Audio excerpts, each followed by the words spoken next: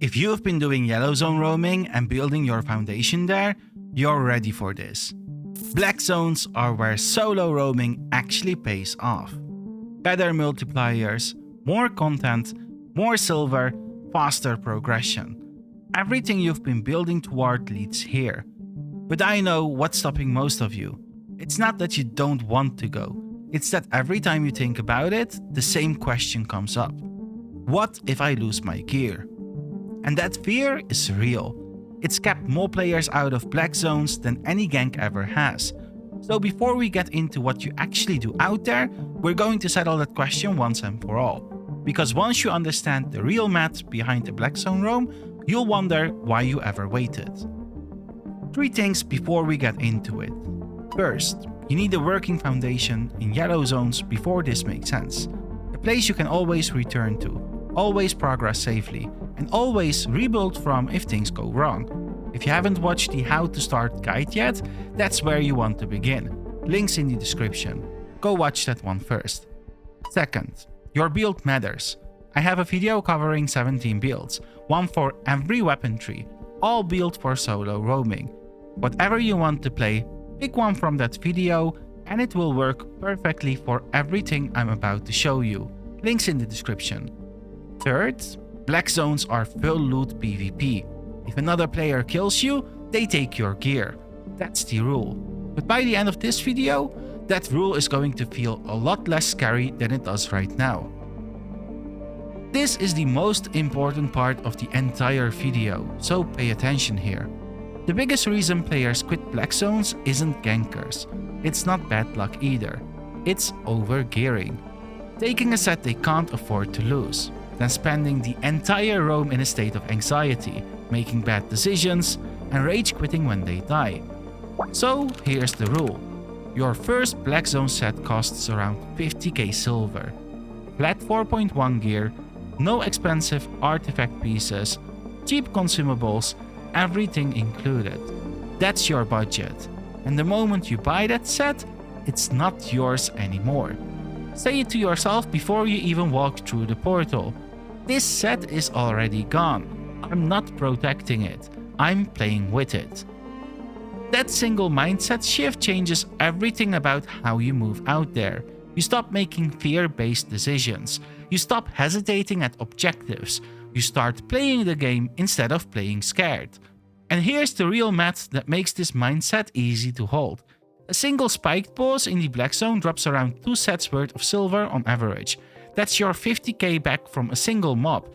Spike bosses can also drop high value items, and this is pure RNG. Sometimes you walk out with the cost of 1 set, sometimes you walk out with 40. There's no average, no guarantee, just the chance of something massive every single time you kill one.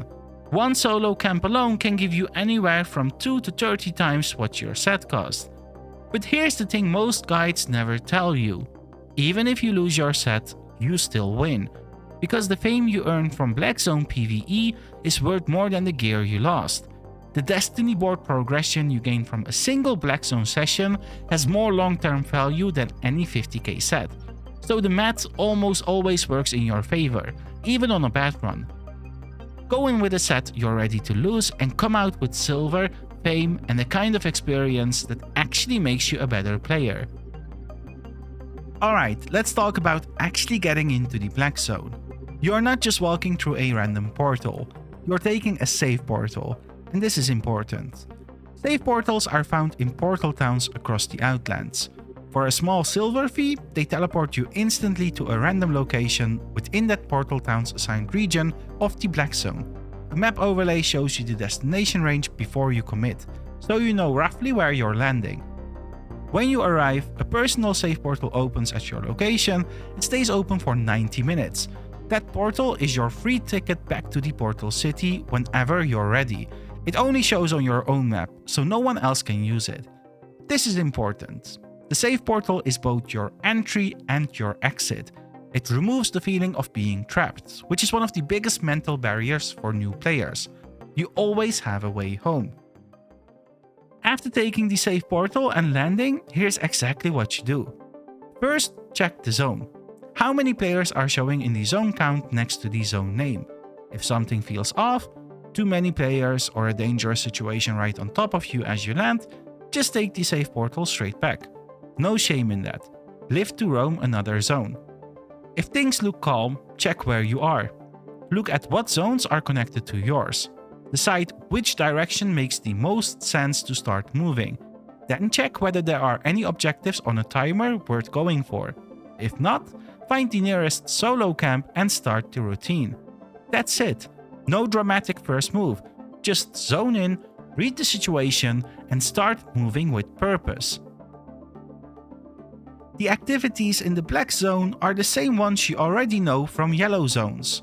Solo camps, roaming mobs, boss lairs, treasure chests, treasure coffers, hidden treasures. Same loop, same mindset, just with better multipliers and higher rewards. Look at the numbers. Black Zone gives you a 4.2x combat fame multiplier, a 3x silver multiplier, and a 2.6x loot multiplier. Compare that to yellow zones and you'll understand immediately why this is where you want to be. On top of that, everything you do out here generates might and favor through the Conqueror's Challenge, a seasonal system that runs in the background the entire time you're roaming. Might tracks your progress towards seasonal milestones and unlocks rewards like fame boosts and seasonal avatars. Favor is the currency you take to the energy manipulator and exchange for items that you sell on the marketplace for silver. You can also exchange it for Conqueror's chests, which gives you a combination of fame, silver, and various items. You can even pull a mammoth cup out of those chests, one of the most valuable items in the game. And all of this happens passively, just by doing your normal roam. There's also no faction warfare in Black Zones. Instead, the Conqueror's Challenge is your passive progression system running alongside everything else. Beyond the core activities, Black Zones have content types you won't find anywhere else, and they all layer naturally into a roam without changing how you move. Smuggler activities are one of them. You'll find smuggler crates at random locations that you pick up and deliver to a drop-off point, earning might and favor on top of your regular income. You'll also come across smuggler captives, prisoners guarded by a group of mobs. Free them by killing the guards and you get quick fame, silver, might, favor, and an occasional item drop. Both fit naturally into any session since you're already moving through the zone anyway. As you roam, you'll also start spotting glowing portals in the open world. These are roads portals, officially called Gateways to Avalon. They lead into the Roads of Avalon, a separate lethal zone with its own shifting map, its own objectives, and some of the best rewards in the game. Each portal has a timer and limited uses, so when you spot one, you make a decision fast. The roads are worth exploring once you're comfortable with the core Black Zone loop. And occasionally, if you are lucky, you'll come across an Avalonian treasure drone. These are rare spawns that come in different rarities and are always worth going for when they cross your path.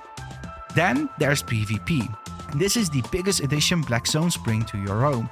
In Yellow Zones, PvP was non-lethal, a learning experience. Out here, it's full loot, and that changes everything.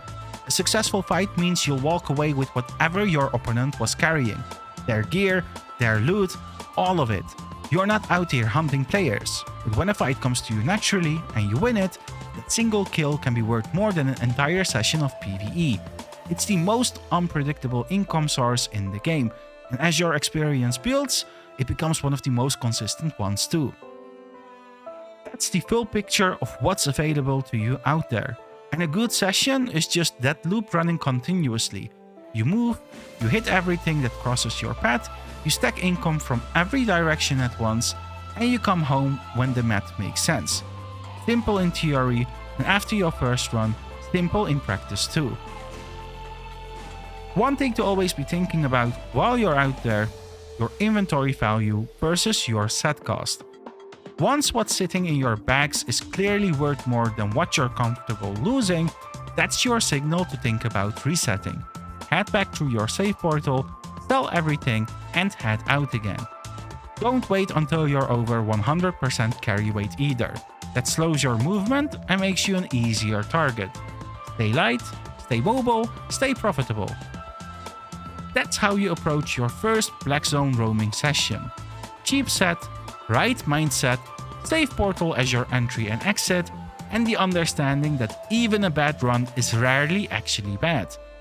The next video covers how to survive out there once you start pushing further, reading threats, handling gankers, and making smarter decisions under pressure.